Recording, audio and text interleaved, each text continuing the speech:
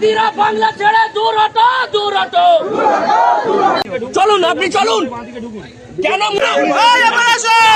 কেন মূর্তি না না কেন আনলেন জবাব দিতে হবে বলতে হবে। ঘটনাটা আমাদের সানের পাড়া মহাশ্মশানের পাশে ঠাকুর ছিল। ঠাকুরের মন্ডু হঠাৎ সকাল থেকে দেখা যাচ্ছে না। এখানে এই পাশে সখীর মতো একটা মন্ডু ছিল। না না, আপনি ফেরাবার এইখানে আপনি কার নির্দেশে আনলেন? সিভিক পুলিশ তো। আপনি কার নির্দেশে কথা বলুন, আপনি দাঁড়ান।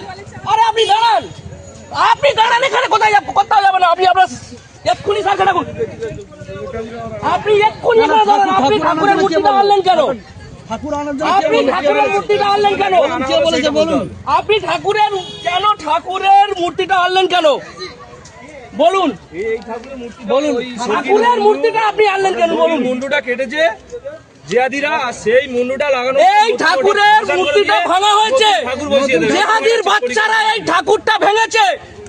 পুলিশ, সিভিক পুলিশ দিয়ে, এই পুলিশ সিভিক পুলিশকে ব্যবহার করে পটোপাড়া থেকে ভ্যানে করে আবার আরেকটা মূর্তি এনেছে, যাতে মূর্তির পাশে আরেকটা মূর্তি বসিয়ে দেওয়া যায়। এই সেই সিভিক পুলিশ। আজকের পশ্চিমবঙ্গে সিভিক পুলিশকে দিয়ে যে নগণ্য কাজ করা হচ্ছে, তার জ্বলজ্বলন্ত উদাহরণ। মুখ দেখুন, এদের দিয়েই যত রকম জঘন্য নিকৃষ্টতম কাজ করানো হচ্ছে।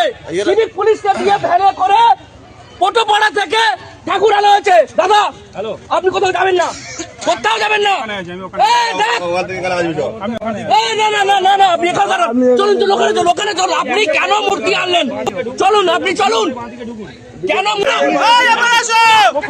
মূর্তি না না কেন আনলেন জবাব দিতে হবে प्रियपति रामचंद्र की, प्रियपति रामचंद्र की जय मां काली। भोले बाबा, भोले बाबा, जय श्री राम।